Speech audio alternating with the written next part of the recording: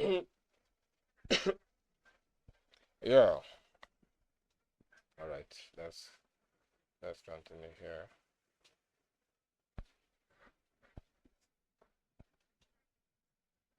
All right. All right. Here. Welcome, welcome, welcome, welcome everyone to Ancient Do. Just as we promised you all yesterday, that today we'll be back here to deal with part two of our program from yesterday, which title is Global Event as Trump Captures Maduro. This is the part two of that program. Alright. So we want to welcome you all first of all. Hello everyone. This is Ancient Idu, and we are doing what we know how to do best and what we love doing. Alright. So without taking much of our time, we've already introduced the topic of today's broadcast to you all, and we've made it clear that it's a continuation of where we stopped yesterday. All right. So, one more thing before we continue. This broadcast, as usual, is being recorded because we keep experiencing some break in transmissions. So, you don't have anything to worry about that if the live transmission gets booted out or boots out everyone, including us. We'll continue because we are recording at the same time. Immediately after the live, we'll upload it. So to those that want to see the complete part of this action series or this interesting story, you can always go through our page to watch it complete. All right. You all know this guy here, this very one. That is Maduro, a man that had the opportunity to run his country, but he preferred to run it into the dust.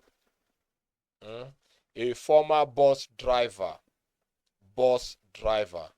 that had no future, no vision, simply because he got married to the wife, and the wife had been in the political space for a very long time.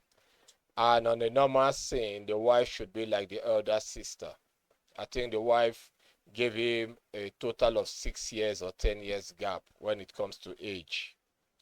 So the bus driver called Nicolas Maduro married a successful lawyer who, as at that time, was able to release Hugo Chavez from jail.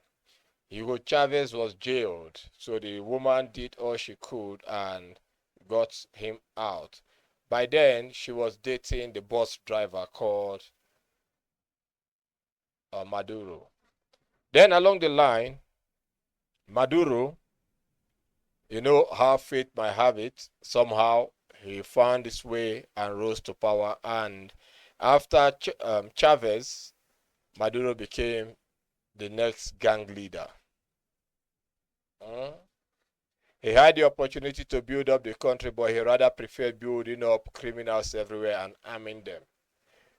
To become great, as we said yesterday, it's not about arming a nation with weapons, but you arm them mentally with solid ideological foundation that will make them rise and become better individuals first to their communities, then society at large, and their nation, then from there to the world.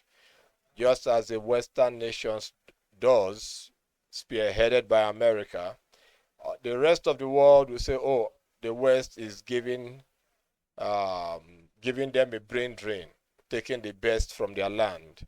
The West is not taking the best from your land because the West saw something of value in those that happens to be the best in the land. So the West had to cut them, reach out to them, and made them understand that they are valuable people. So when the West did that, come on, I mean, who wouldn't go for it? That is how America rose to fame. America had the opportunity to get arms everywhere and build up a nation of gangsters. But America simply refused. And they did the right thing. They have been the guardians of the world from way back, from World War One to today. If it wasn't for American intervention, you all should know what Germany should have been doing by now.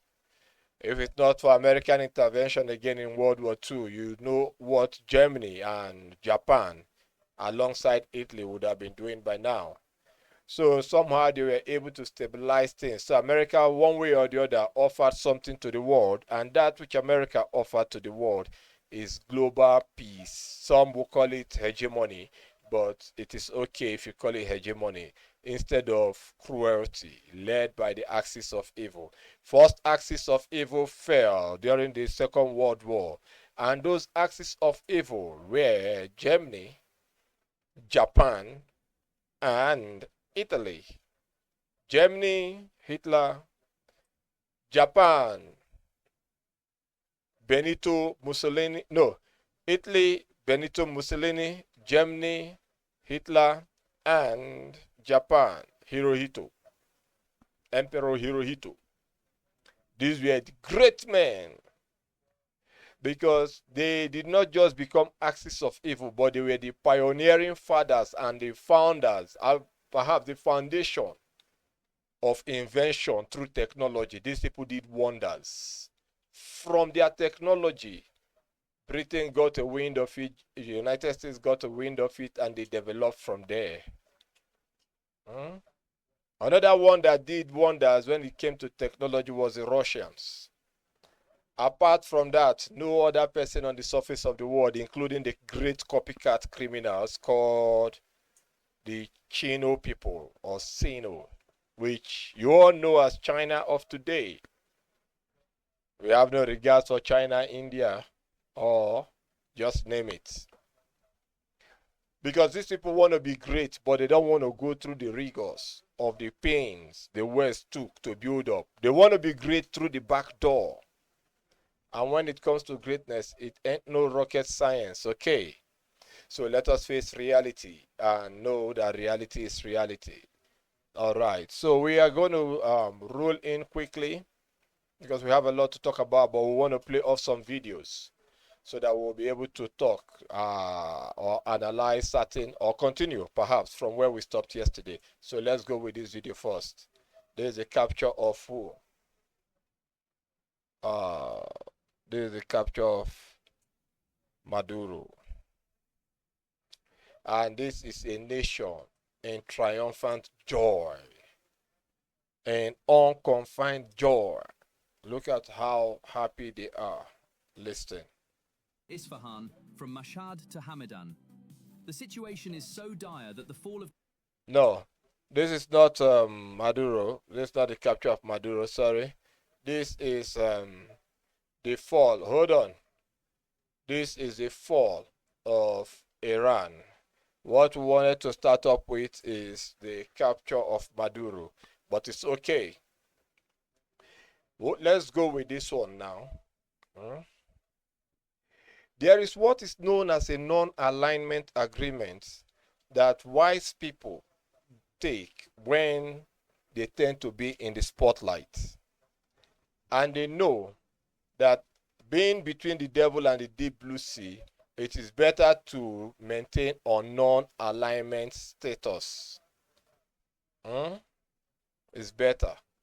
Instead of beating the gun to jump the boat, now this very country decided to align with a dying horse simply because naturally they are foolish and evil. South Africa did the most stupid thing. Today, we saw a news. We should have brought it up here, but maybe when we do the next part tomorrow, we'll bring it up. The Iranian military arrived South Africa for a joint military drill. And this is Iran. a nation that is dying right now, a nation of rogues, a nation of criminals.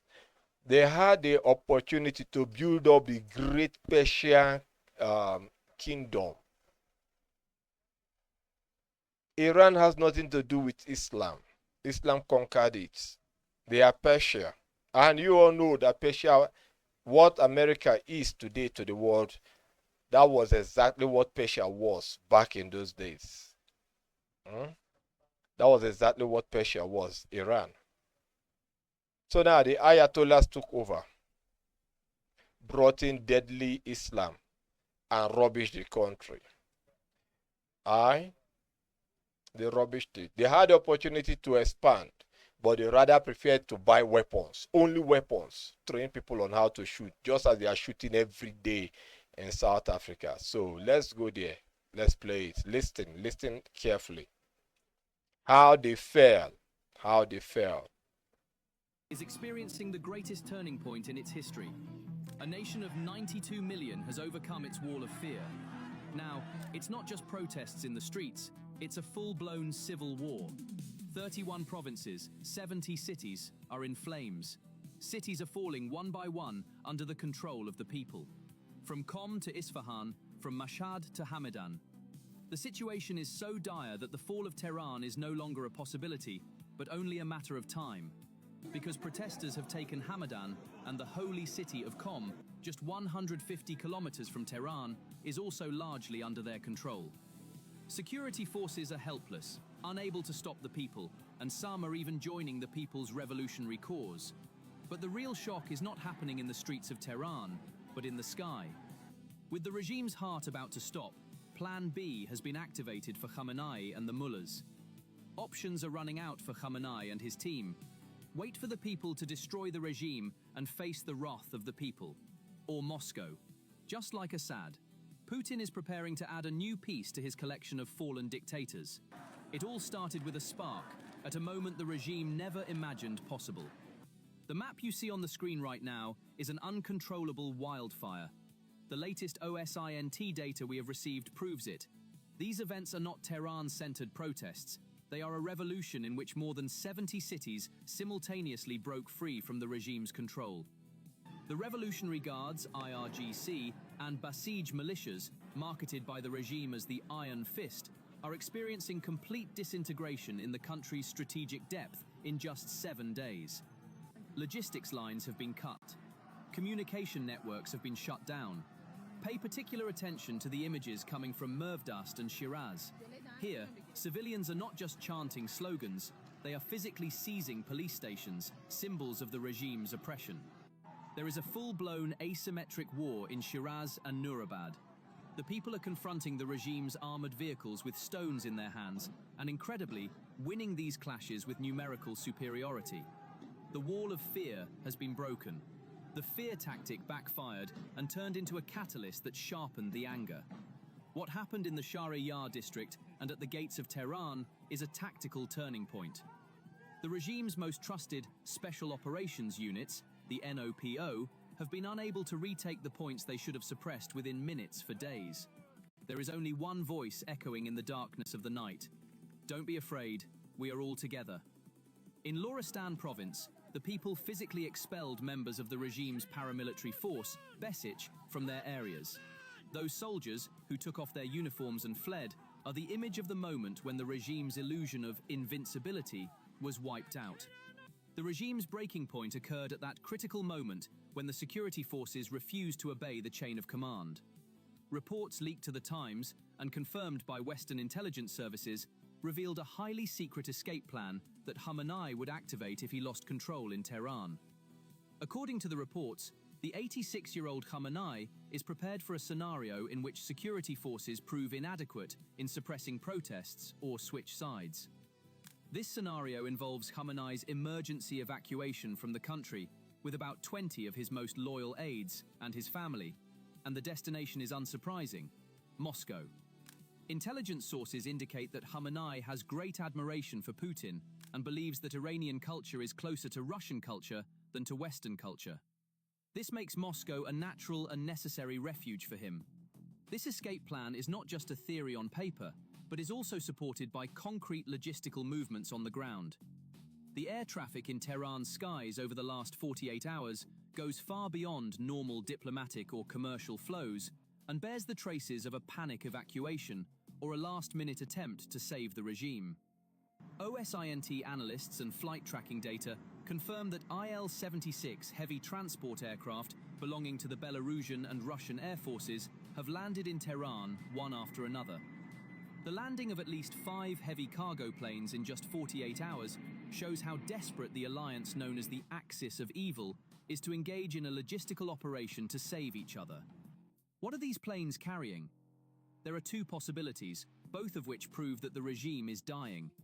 The first possibility is that these planes are carrying Russian and Chinese-made crowd control ammunition, weapons, and equipment to Iran's dwindling and disloyal security units. The regime is forced to beg its patron, Putin, for ammunition to use against its own people. The second and darker possibility is that these planes are loading up for Khamenei and his elite's escape plan. Considering that the vast network of assets controlled by Khamenei, called Setad, has a fortune exceeding $95 billion, these cargo planes may be smuggling the stolen wealth of the Iranian people to Moscow. The situation on the ground points to an organic and unstoppable internal collapse, rather than any external intervention. Iranian security forces, the Revolutionary Guards, or IRGC, and the Basij militia have been known as the iron fist of the regime for years. But this time, the situation is different. Intelligence reports confirm serious disintegration, insubordination, and desertions within the security forces. The moment Khamenei sees that even his most trusted commanders are not following his orders, he will activate that infamous escape plan. The biggest factor accelerating this unraveling was the strategic call by Crown Prince Reza Pahlavi, who is in exile. Pahlavi addressed the security forces, reminding them that they were not guardians of the regime, but protectors of the 2,600-year-old Persian heritage, and asked them not to point their weapons at the people. This message pierced the regime's ideological armor and created a rift among the security forces. Now listen carefully. It says that Persia, that is the modern-day Iran, had been, that's Persia itself, over 2,600 years. What year are we in right now? We are just in 2026. So, Persia, which is modern-day Iran, has been there for over 2,600 years. And Islam started 500 years after Christianity was established. And the only thing Islam came with is bloodshed. From 500 years after the death of Christ, 580 till today, Islam has been moving around globally with sword and death only. So now tell me, how is Iran an Islamic nation? I want to know. It is because of foolishness, just as Constantinople fell to the sword or the butchers of Islam that later converted it to Istanbul, Turkey. Alright? Today, in Iran, over 50,000 or about 51,000 places of worship, Islamic places of worship, have been burnt down by the Iranians. They destroyed it. They say they are fed up with this type of religion. So now tell me, if Iran is the global armor or weapon sponsors of all jihadists worldwide, and today the Khamenei system has crumbled, tell me what will happen. Look at the Crown Prince on your screen. He said, you are not there to serve the regime. These are the people that tell you that the moment you die for their God, that you have 75 virgins waiting for you. But at the end, instead of they themselves that knows about this beautiful virgin, they know of the virgin personally. They don't go there to get those virgins. They marry 9-year-old girls. They don't want to die. Anything that will make them die, they refuse it. Khamenei is about jetting out to Russia with assets worth over $95 billion. Physical cash are running into several billions of dollars. I think about 70 or $75 billion cash. That is what Khamenei and his crew, his G unit, they want to flee away with. But they came up with a very stupid plan. Oh, every Iranian family, we know the hardship is too much. It is caused by our enemies, America and Israel. But in the meanwhile, we are going to give you all $7 every month. So a family of 4, or a family of 3, or a family of 5 gets $7 to feed for the whole month. But Khamenei is running away with about $75 billion cash with assets worth almost $100 billion. He's running away with it. He cannot spend that money to take care of the Iranians. So the great Persians, known as Iranians of today, it's only foolish people that will remain foolish to the core unto the end. Hmm? You sold out yourself, took up a false religion, and you put it on your neck. A God that always tells you from year in to year out, go out there and kill, go out there and kill. The preachers of those that tells you, go out there and kill, they don't do such. They keep the money, they keep the good life for themselves. He's running to the club in Russia, the Losers Club. That is where he's going to lounge and enjoy the rest of his old life. 80-something years old man. Iranians, are you people just waking up? Burning the mosque now. It's okay, but it came in a little bit too late. Look back into yourselves and look for the religion of your fathers, the way your fathers worship. Go back to it. And to those in the eastern part of Nigeria, led by Asari Dokubo, that are preaching about Islam, none of you deserve mercy. Every single idiot from Niger Delta, you don't deserve mercy. None of you. In as much as you preach about Islam being a holy religion, your fathers, your ancestors never did that. Then you don't deserve to be children of your ancestors. You all should be executed. The entire Ijaw should be executed. Because I see the Ijaw people. What's the name of that man that fought war? Sarawiwa and the others, that they are very useless people. Very useless. We don't have mercy when it comes to executing the truth. This is Iran. 2,600 years old culture. 2,600 years old culture. Meanwhile, if it's 2,600 years, it was in the BCs. But Islam came 500 years after the death of Christ. It's not even up to 2,000 years now. And the only thing they preach is killing, killing, killing. Now Khamenei is running away with all the billions. He doesn't want to see the virgins. But he's living old, 80-something years old. But he keeps telling you people, go and blow up yourself, kill yourself for Allah. Mad people everywhere. And you are doing it. But the leaders that tells you to kill them yourselves, they don't want to die. And they don't even want any one of you idiots to get married to their own daughters. But they kept spirit wise for you. No wahala. Let us continue. Between national identity and theocratic loyalty. Khamenei's paranoia feeds not only on the people in the streets, but also on the shadows in his own palace. His retreat into a bunker during the clashes with Israel and his development of a survival obsession show that he is already psychologically broken. According to Western intelligence analysis, Khamenei is now mentally and physically weaker and has lost his ability to control events.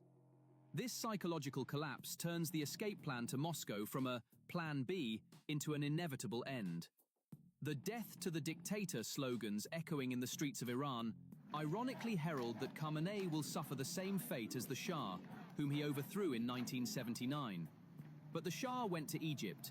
Khamenei, however, is seeking refuge in the world's biggest pariah state, Putin's Russia, heading to join history's biggest geopolitical losers club. This event is not a local uprising that will remain confined to the backstreets of Tehran. It is the breaking of the weakest link in the chain of autocratic alliances stretching from Moscow to Beijing, from Caracas to Damascus. The collapse of the regime in Iran does not just mean a change of government. It means the bankruptcy of Putin's war economy and global terrorist financing. The ripple effect strikes its first and most violent blow at the source of the Iranian people's anger, the flow of money.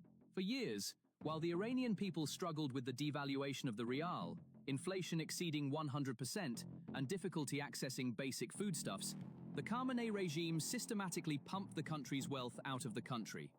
The most striking slogan on the streets proves that this betrayal has been recognized. Neither Gaza nor Lebanon, my life for Iran. This slogan is the final nail in the coffin of the regime's ideological legitimacy. Iranians now clearly see that the money cut from their children's throats went to Hezbollah's missiles, the Houthis' drones in Yemen, and most importantly, to the Shahed drones used by Russia to strike Ukraine. Every drone Khamenei sold to Putin was a hospital, a school, a meal stolen from the Iranian people's welfare. Now the people are taking to the streets to demand accountability for this theft, and this reckoning is hitting Putin's supply chain directly. The regime's home front is completely collapsed. The image Khamenei has marketed for years as soft power and Now listen. He was stealing the wealth away from the land, deceiving them with Islam, just as Othman Danfodio did in Nigeria. Steal the wealth, deceive them with Islam, tell them about a God, and the people will rise up to die for that God. He, instead of building up Iran, he kept on building up weapons of mass destruction, telling them that they are going for a holy war. But him himself is not ready to lead that holy war. In the Bible, we see David being in the front line. We saw Moses. We saw Elijah. We saw all these men in the front line. Even in the days of the Normandies, the kings that ruled Europe, whenever there is a battle, the king is in the front line. King Richard, the front line. Alexander the Great, the front line. Napoleon Bonaparte, the front line. Hannibal the Great, the front line. Attila the Hun, the front line. Marco Polo, the front line. Even Adolf Hitler, the front line. Only Islamic leaders will hide in a rabbit hole and tell people go and die for God, but they are behind eating money. When it comes time for them to die, they start running like headless chicken. They don't want to die for the faith they preached about. Great men stand in the front line and die for what they believe in. Iranian leaders, Islamic leaders, never ever will they die for it. But you, their followers, you, the one they converted to become an idiot and a personal self-destruction engine or machine, you go out and die. You are dying for a God. You will die now. Is it not that? You will die. And that will be your end. That will be your end, your ultimate fate. How would I make this step? Okay. No wahala. That will be your end. Your ultimate fate. You are dying for Islam. Look at him. Making way with the money. Asari Dokubo, he works like this every now and then. Preaching about, oh, we'll die. When the death came, Asari Dokubo took off. He ran away. And people are there talking trash. I pity anyone. God Almighty never made any religion. God never created any religion. So if you want to say, oh, he's supporting Christianity. No, we are not supporting any religion here. We are only telling you how foolish mankind, humanity became in the name of religion, fighting for a God. Islam God said kill, kill, kill 21 times in the Quran. 21 times or even more. Their God never heals. There's no place in the Quran that you see that, oh, and their God healed. But their God can only tell, kill. The Christian God said kill, and the Christian God also heals. At least other gods in history, they heal. The only God in history that never heals is the Islamic God. But he's the one that requires more blood than any other person. Today, Khamenei is running. Don't worry, Khamenei. You wish to get to Russia. But you see the patience, they will capture you one way or the other. They will capture you. Let us continue. Ideological leadership has been shattered by his own people. The landing and takeoff of Belarusian cargo planes in Tehran is the most concrete evidence of how alienated the regime has become from its own people. If a government imports batons and tear gas from another dictator to suppress its own citizens, that government is effectively finished. This situation is creating a devastating domino effect, not only within Iran, but also on all proxy forces in the region.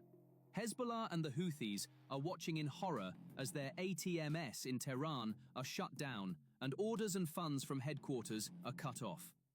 If Iran falls, the backbone of the axis of evil in the Middle East will be broken, and this break will render all of Russia's strategic investments in the region meaningless. More importantly, the rising Persian nationalism and Pahlavi nostalgia in Iran is an ideological nightmare for Russia. Protesters chanting Javid Shah slogans and the emergence of the deposed Shah's son, Reza Pahlavi, as a unifying figure spell the end of Russia's relationship of mutual interest with the Islamist regime. Because a possible new, secular and Western-integrated Iranian administration would be Moscow's natural rival, not its ally. An Iran that is free from sanctions and could be an alternative to Russia in energy markets could completely eliminate Putin's leverage over oil and gas. Khamenei's flight to Moscow is not just a change of personnel. It is the birth of a massive strategic void and hostility in Russia's southern flank. While Putin flounders in the Ukrainian quagmire, he now faces the risk of losing a friendly regime in the south and potentially becoming neighbors with a pro-Western giant.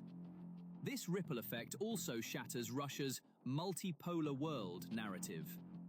The fairy tale of resistance against Western hegemony, peddled for years by Putin and Khamenei, has collapsed under the Iranian people's demands for freedom. It appears that the... Now let's stop this one there. Let's stop it right there.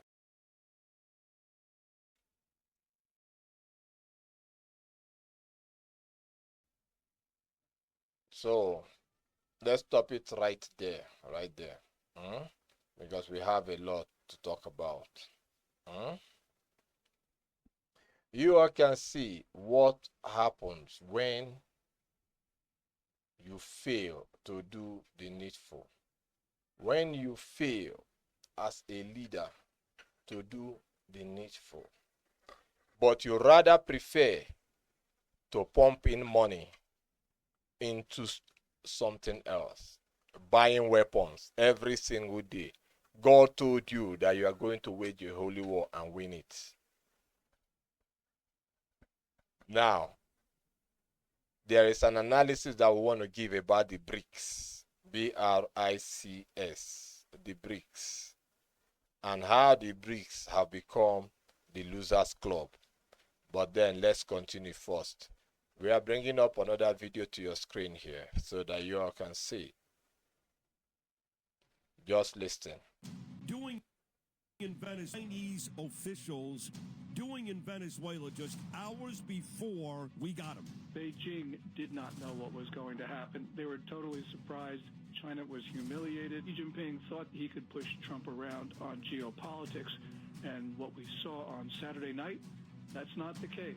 It's not just that Venezuela that China's lost. It's also in the process of losing Iran, an even more important proxy for the Chinese. So you see that? Some people don't understand what warfare is. There are some warfares that are asymmetric. There are some warfares that are mind-wise. There are some warfares that are logistical. And manners of approach and delivery, they are 100% logistical.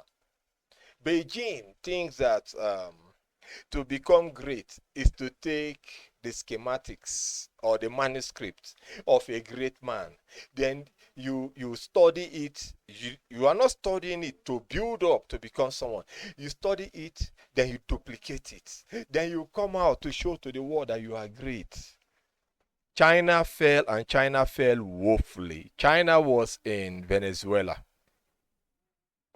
the day Maduro was removed.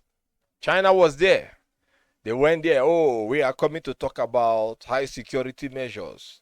We have mounted the biggest or the highest um, air defense system. There's no F-35 that can cross here. We'll burn out the F-35s in the heaven. We'll do this one. We'll do that one. They threatened. They made all manners of noise. You know, a paper tiger is very good to roar. You know, they have been roaring for a very long time. China has been roaring for a very long time. A dragon that roars. I said, okay, no worries. Let's see what happens. That same day, America removed the guy and the wife. And do you know one thing about the wife of Nicolas Maduro? You know, she has been in the political field for a very long time when Maduro was a bus driver. And the nephews or the cousins of the wife of Nicolas Maduro, I think her name should be Celia, were long arrested, long time ago, by the US for drug charges. And the woman flipped the story and said it was a kidnap. Many of her family members have been captured, and many people that are aligned to her have been captured. But do you know that this capture never made any headline, because they tried every way they can to suppress it, of which they did.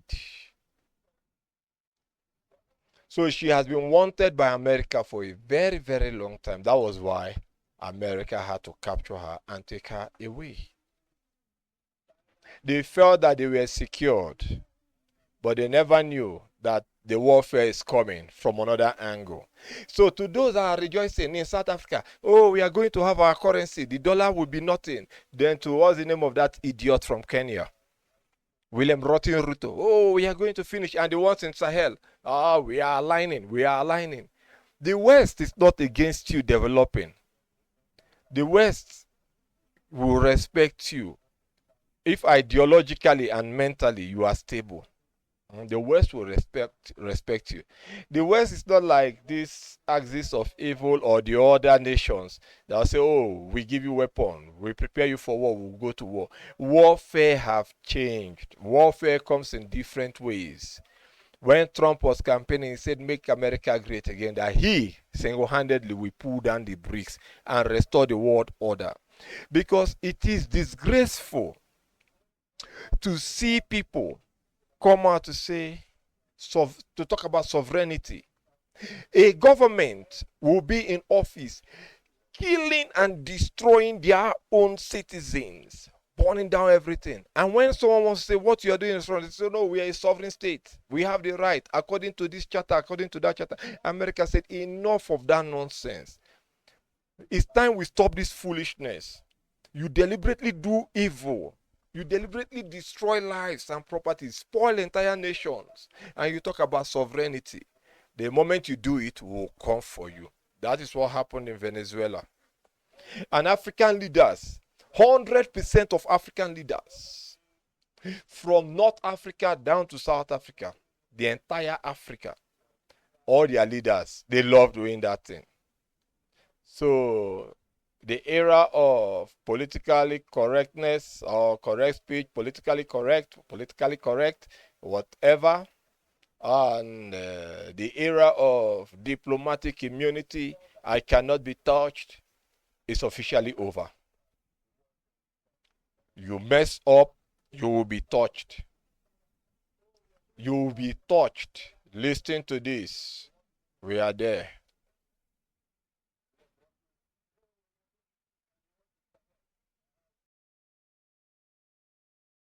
Wide open on video in complete defiance. We're looking at something Iran has never shown before. Police standing down on camera in the wide open on video in complete defiance.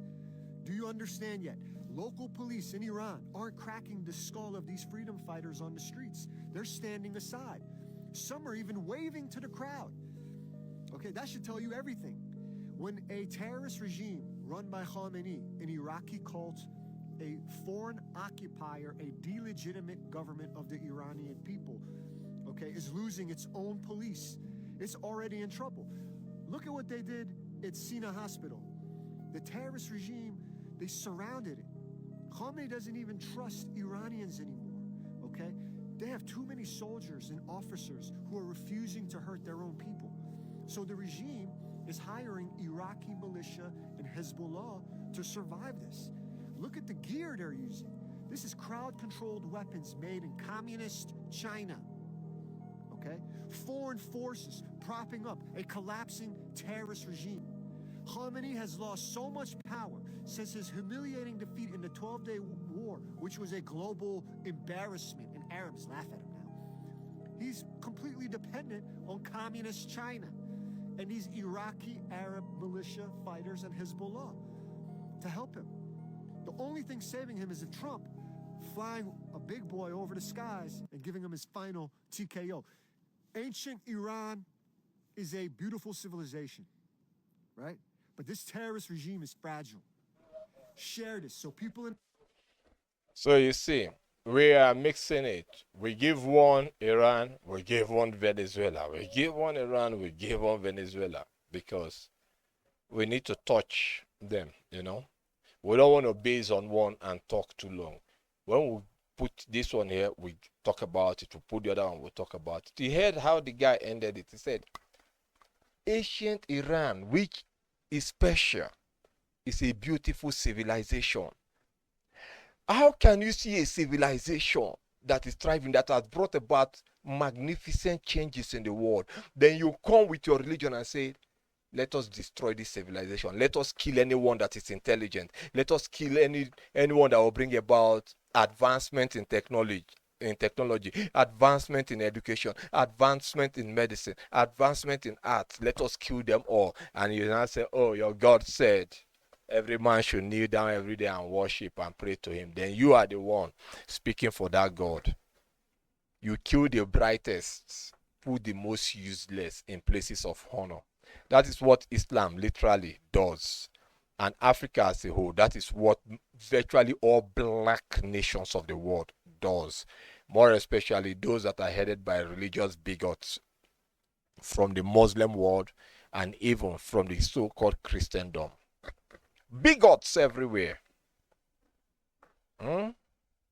And you want us, oh, we are Africans, oh, we are Nigerians, oh, we are Igbos, oh, we are Yorubandits, oh, we are Fulani, no. And say, oh, because we are from here, we shouldn't talk about it. We should just let it be. God will look into it. God will hear our prayer. Shah will kill you there. You are a fool. You are a massive fool from the pit of hell. Look at a great civilization, Persia, destroyed by Islam. Wherever they put their feet on, they destroy everything. And they order you go and die. You start dying for this, their ideological concept. It has come down to the wires right now. And 80-something years old Khamenei has turned to Usain Bolt, sprinting. I don't think he's sprinting anymore. If there is anything like sprinting, maybe he's sprinting right now. So, England, don't think about that. We are here to adjust the English language in our own terms. Or sprinted, not sprinted. Sprinted. Mad people everywhere. Mad reptiles everywhere. Just look at Persia. So they can run. Oh, Jesus. Oh, yeah, sure. Oh, blimey. According to ancient British, Old English. Oh, blimey. All right. So let's continue. We are not here to joke. We are here to critically look into certain things. Oh, religion is the opium of the people. Oh, without religion, nothing will happen. Oh, people will die. God will get offended. To hell with that God that's going to get offended. Do we give a damn about it, God? The answer is no.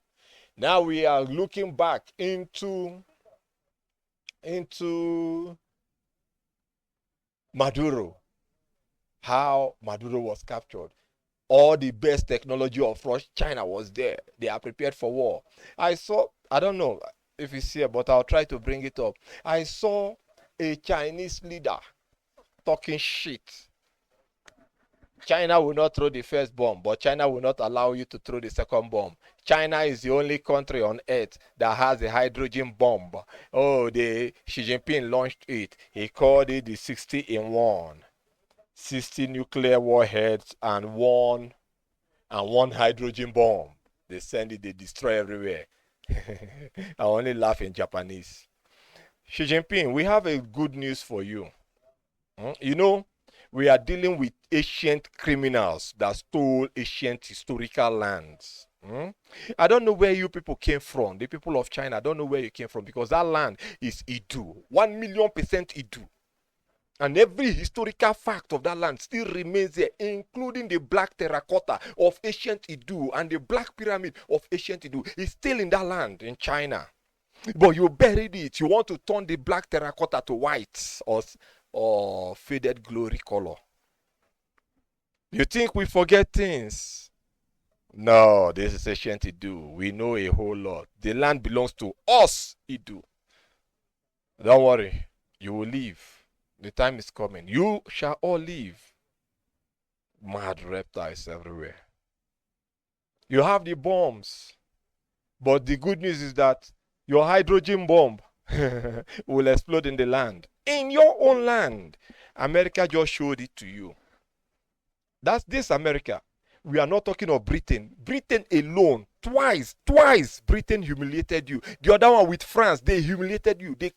They took over the entire China. Japan did the same thing. Humiliated you, controlled the entire land. It was Britain and America that saved China.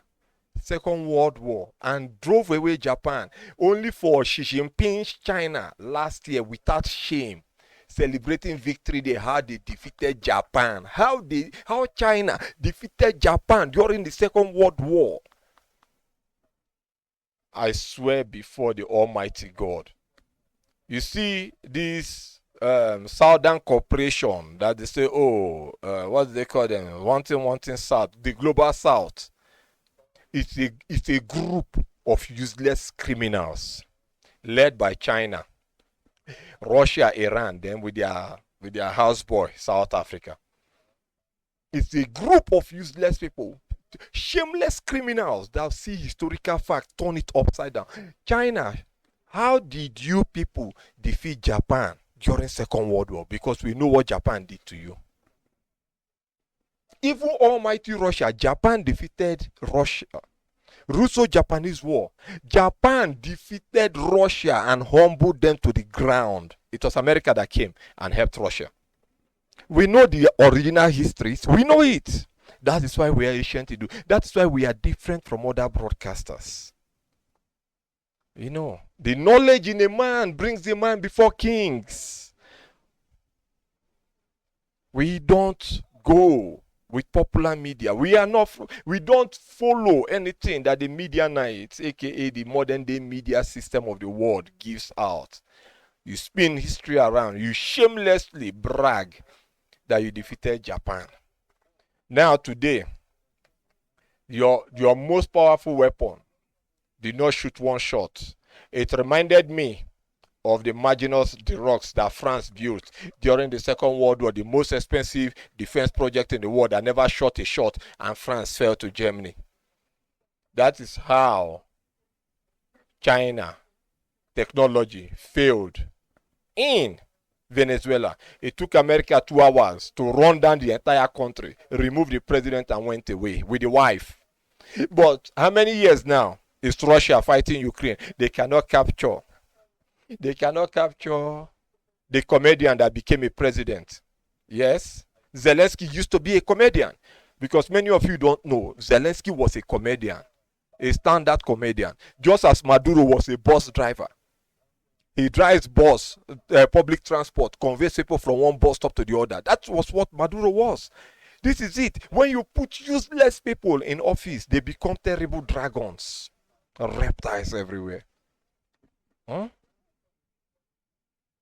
We'll look back into the truth and we'll bring it the way that you don't even expect that someone will bring it. Mad people everywhere. Mad people. Mad. Look at what is going on in the world.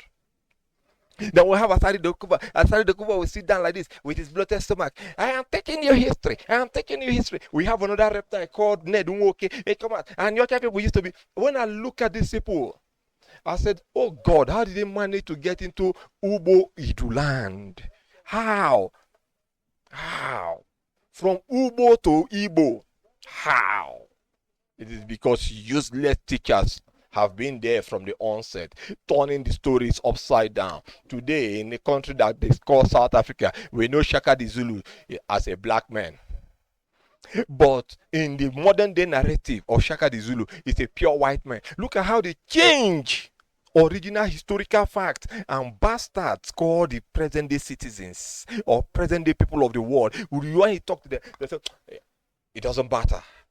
It doesn't matter. All that matters is like they are changing the narratives right there. That's why I said many of our fathers or predecessors that lived before us are very useless people. They are the root and the source of the collapse of morality, ideological concept that is positive in the world of today. They are the ones. So now, see how the Chinese technology fell. 2 hours, America emptied a nation, a terrible nation. Watch it. 150 American assets, including bombers, arrest Nicolas Maduro. The United States used more than 150 American assets, including bombers, fighter jets, and spy satellites. Before this operation, U.S. forces formally created a replica of Maduro's hideout and conducted rehearsals for several days. This mission was so sensitive that even the U.S. Congress was kept in the dark. Meanwhile, in Venezuela, American intelligence agencies were closely monitoring every move of President Nicolas Maduro. Everything was documented: where he slept, what he ate, what he wore, and even which pets he had. After gathering all the intelligence, on Friday night, President Trump authorized the operation. Following this, the operation was launched simultaneously by air, land, and sea, involving more than 150 American assets.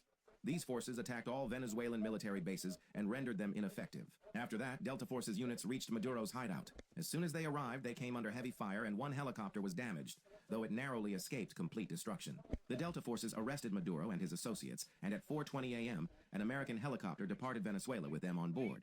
They have now been transferred to New York, where they will face trial in American courts. To arrest Nicolas Maduro, the United States used more than 150 American assets, including bombers, fighter jets, and spy satellites. Before this operation, U.S. forces formally created a replica of Maduro's hideout and conducted rehearsals for several days. This mission was so sensitive that even the U.S. Congress was kept in the dark. Meanwhile, in Venezuela, American intelligence agencies were closely monitoring every move of President Nicolas Maduro. Everything was documented: where he slept, what he ate, what he wore, and even which pets he had. After gathering all the intelligence, on Friday night, President Trump authorized the operation. Following this, the operation was launched simultaneously by air, land, and sea, involving more than 150 American assets. These forces attacked all Venezuelan military bases and rendered them ineffective. After that, Delta Force's units reached Maduro's hideout. As soon as they arrived, they came under heavy fire and one helicopter was damaged, though it narrowly escaped complete destruction. The Delta Forces arrested Maduro and his associates, and at 4:20 a.m., an American helicopter departed Venezuela with them on board. They have now been transferred to New York, where they will face trial in American courts. To arrest Nicolas Maduro, the United States used more than 150... All right, we allowed that one to play twice. That was how Nicolas Maduro got captured and shamelessly removed from Venezuela. A man that has been in power using... Oh, no, let's not go there. Let's not go there. There is a place that we are going to that is a very long one. There is a place we are going to. So let's check out this one first. Successful company choose to partner with a regime that the US had already... Massive red flag. Why? Now, let's stop it here. This one, I was reasoning if there was any need to do it. But we are going to do it. Do you know why we are going to do this one right now? Because this one involves a particular race, the primordial, the first. Until today, those people are the most useless things ever on the surface of the earth. This race is the most useless, although they have great men and women that are littered all over the world, that are doing wonders, that through them, civilization entered most of the, in fact, virtually all the world. But where they came from, presently now, is occupied by reptiles. And these people are called the Igbo people, the Igbo, the IGBO. You can see their son, Asari Dokubo, an Igbo man. Every day Asari Dokubo opens his filthy mouth, garbage, trash comes out. Asari Dokubo is promoting Islam, that he's ready to burn the land for Islam. The Obi of Oguta is a Muslim. How many Obis in the Igbo land today are Muslims? As at now, as we speak right now, officially there is a total number of 117,000, but we know that it's like 200,000 thereabout Muslims in Igbo land. Today, as of today. But they will all be removed. As a false religion entered, that is the way the religion will live. But this time around, the religion is not living just like that. It will live with every worshipper that ever bow their head to worship. They will all be removed, regardless of how close such a person could be to you. It might be your family member or thereabout, but we don't care. You will be removed. Now see, wherever they mention high profile crime in the world, an Igbo man must be there. Igbo billionaires are there. Your Otto Eze is there. Your Oju Okalu is there. Your anything that you want to think of, they are there. For the capture of Maduro, a couple of names have dropped from Nigeria. From the capture of Nicolas Maduro, the biggest oil tanker in the world, the skipper was captured. Oh, it's owned by Russia, it's owned by China. Many fools from Nigeria, Igbo land, they don't even know that the tanker is owned by Delta States, Igbo land. Delta State. The idiot that say, oh, we are not Igbos. We are Niger Delta. We are Delta people. Your name is Okechukwu. You are not Igbo, but you are Delta. You speak Igbo. You are not Igbo. You are Delta. That's why Igbos are the most irritating creatures on earth. Look at the bastard called Otto Eze. When we talk about Otto Eze, you see many Igbo people rise up. He's talking about us. He's talking about our Ikwikwi. He's talking about our Osu. He's talking about our... I just look at these people. Don't you people have shame as Igbo people? For once in a rotten existence, don't you have shame? Look at... They are talking about criminals involved with Maduro. Oju Okalu has shown up. One criminal. Another one again that has shown up again is Otto Eze. Listen to it, so that before you fools will come around and say, he's talking about Igbos, we are not going to listen to him. Who cares about you? Listen. A legit billionaire with a hugely successful company choose to partner with a regime that the US had already sanctioned and publicly called a narco state. It makes no sense, the suspicious intersection. And this is where it gets completely insane.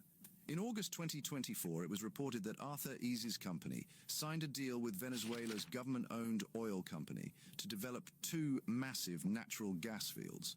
The signing ceremony was a huge deal. Prince Ease and President Maduro were both there, shaking hands. On the surface, it looked like a normal business deal. As he said, Africa was ready to invest in Venezuela, and Maduro celebrated the joining of forces. But you have to remember the context. Nigeria's oil industry has had massive corruption problems for decades. Reports have shown how billions of dollars can just disappear into secret deals. It's a world where you can't tell where business ends and politics begins.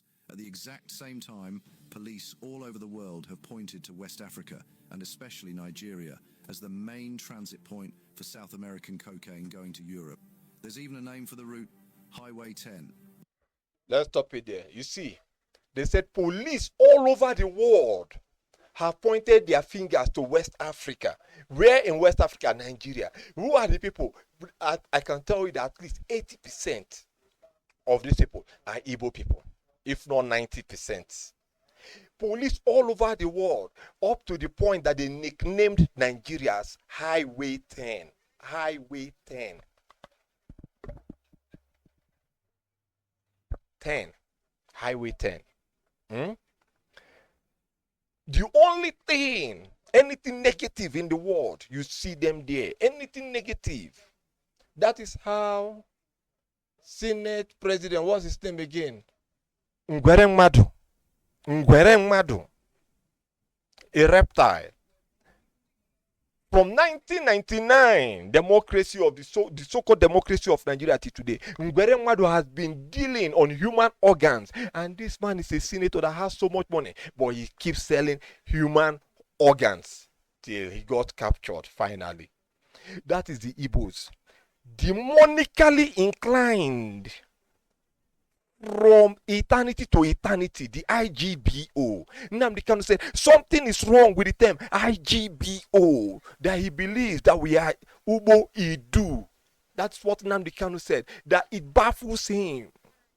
They codenamed it Highway 10, the securities of the world. Even Russia, KGB, they call it Highway 10. That is the same way the term Biafra came. Biafra was another code name for the selling of slaves. The same Igbo people say, we are Biafrans. Call them Ngwere, reptile, and give them money. Igbo people will come out and say, we are truly reptiles. Give them money. They change their identity to any rubbish that comes to their brain. Any rubbish, just give them money, leave them. Lousy people, lousy to the core. This is your billionaire, Otto Eze. Sin. When we thought, they say, Otto Eze is helping Igbo people. Do you know how many people he gave Keke Marua? How much is Keke Marua? $1,000. A bike, even cars that they sell. Just step into Canada, you see powerful SUVs sold for $700. When Oteze gives you a $700 SUV, you slaughter an entire community to praise him. Mad people, mad reptiles. We don't have pity. You see, we have been dealing with other people coming, but as we got to the side of the Igbos, we had to attack them with venom because these people are venomous. So, listen. A well-known path for drug smugglers. Drug cartels from South America depend on gangs in West Africa to move their stuff. Do you see what's happening? The situation is just chilling. You have a dictator whose government is accused of being a cocaine cartel. You have a billionaire from a country that is a superhighway for drugs. See, you have a billionaire from a country which is a superhighway for drugs. Who is this billionaire? Otto Eze. Otto Eze. Next one, we'll bring Ojo Zokalo here also with the same Nicolas Maduro. And they'll tell you that there is resources in the land, of course, genuine resources. But why does the Igbo people get involved in anything evil? Later they turn around, oh, America is against us. Britain is against us. They came with the Bible. You are, in fact, the entire black world, you people are useless. You are talking about Christianity. Islam was running the land and the entire black world down for over 1,000 years. Islam continued unchecked. Until today, there is no Islamic world that you have a black minister or a black governor or a black president. No Islamic world. They see you as slave in perpetuity.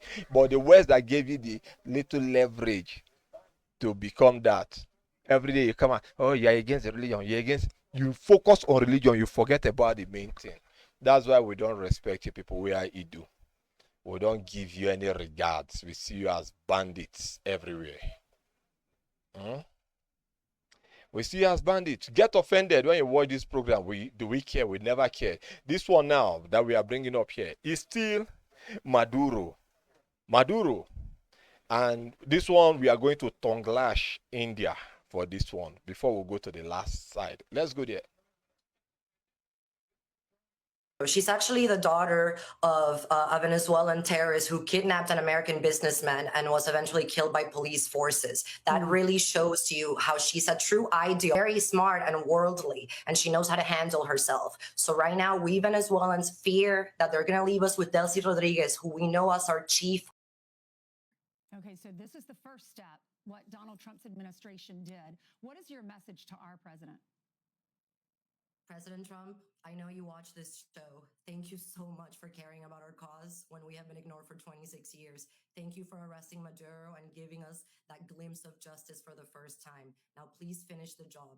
Delcy Rodriguez, under Delcy Rodriguez, there's no recovering the oil industry. Under Diosdado Cabello, who's right now terrorizing Caracas streets, there's no justice. Please finish the job. She's even more radical than Maduro. She's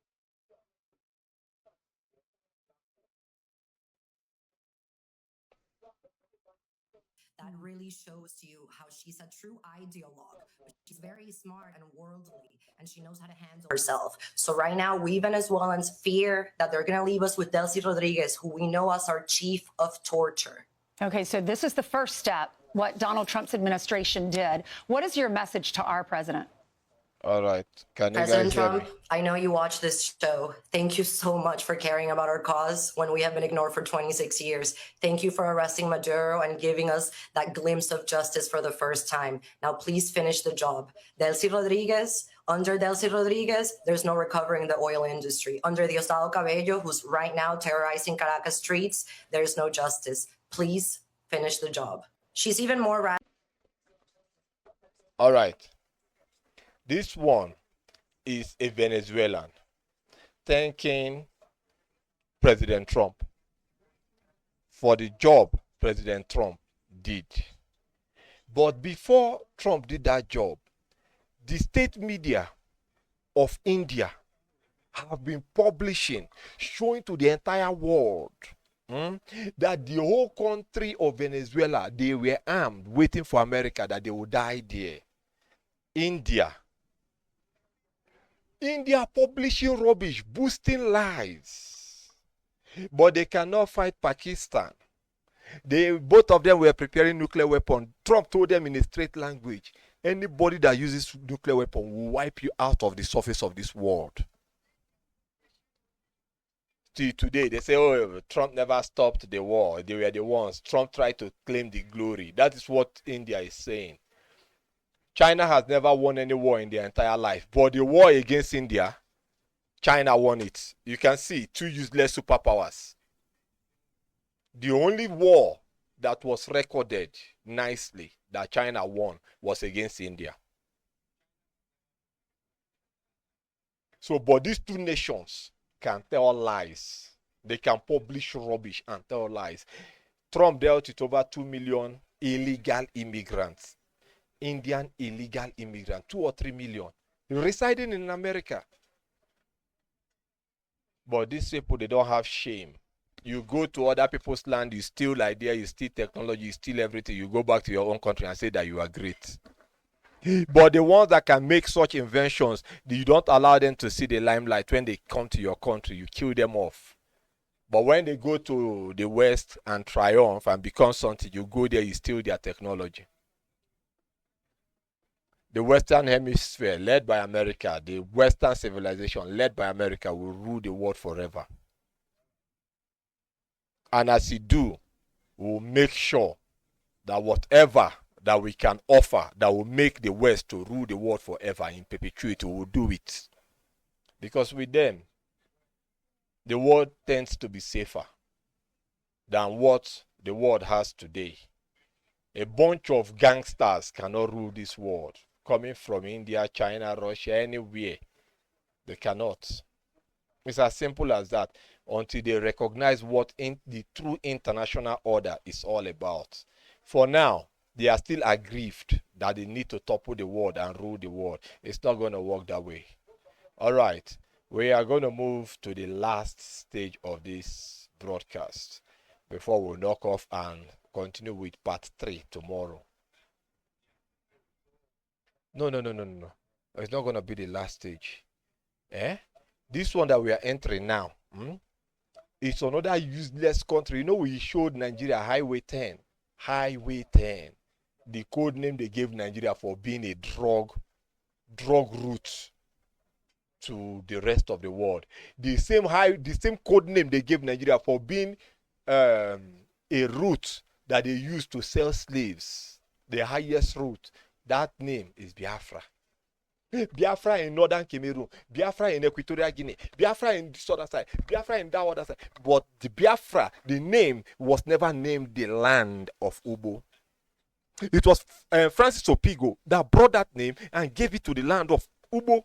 But when we talk about it today, you see fools that call themselves Igbo. I'm Bunde Biafra. We are Biafrans. We are Biafrans. They are turning our name upside down. But you people are useless. We don't care how you feel about it. We don't care. Now they can say anytime he mentions the name Biafra, anytime he mentions it at you and everybody walks away.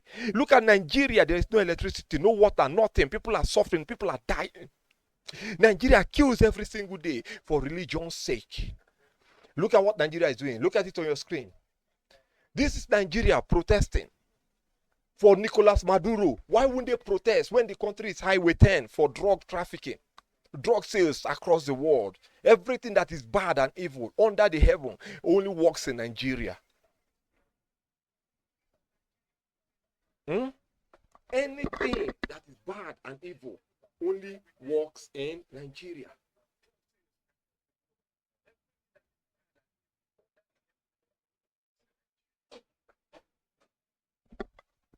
Look at it. Well, let me give it volume so that you will hear what they are saying. For aggression from the United States. When people take over, all oppression,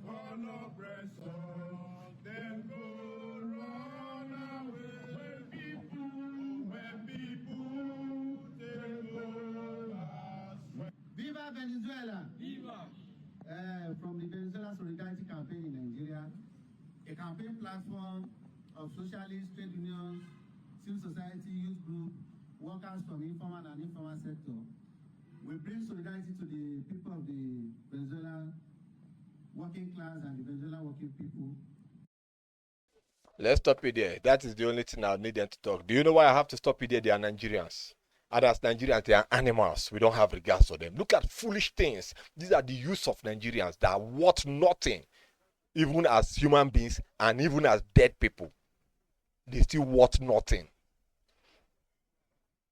There is no light, no electricity, no water, nothing. They are suffering and dying in that country. No employment, no job.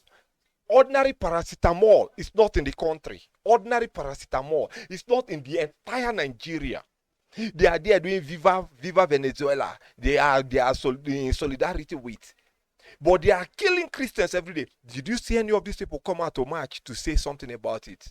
Never. These are black people. Useless things led by Nigeria. Black useless people led by Nigeria. We don't care about how you feel. This is a to do. Get as mad as you want to get mad. It's none of our fucking business. Okay?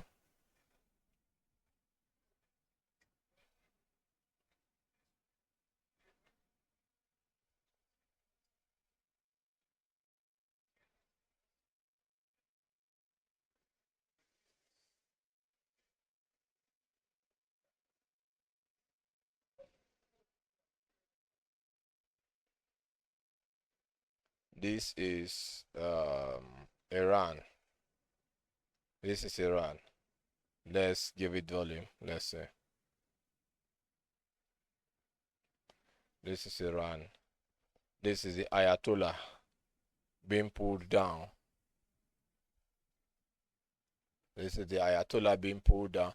There is something that we wanted to put out here, but let's see. What says the time?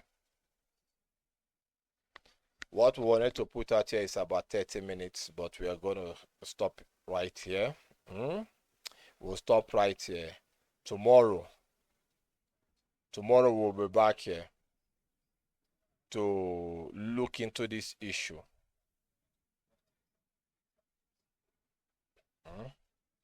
We'll be back here to look at it, and we'll start from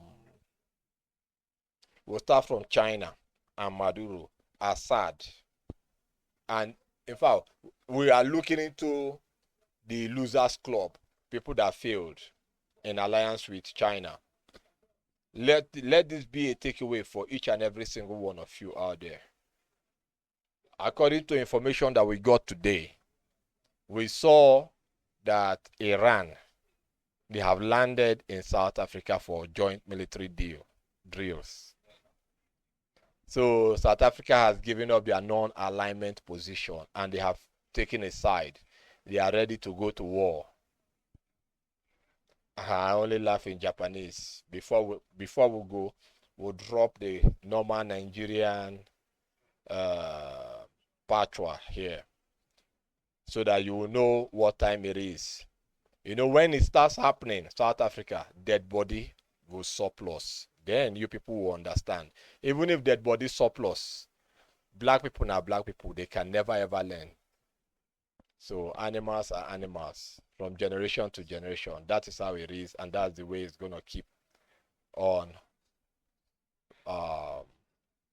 That's the way. Just let's forget about it. Let's not go there. So, from us in the studios of Ancient to you out there, we say bye bye. See you tomorrow when we do the part 3 of what brought us out here today. Thanks.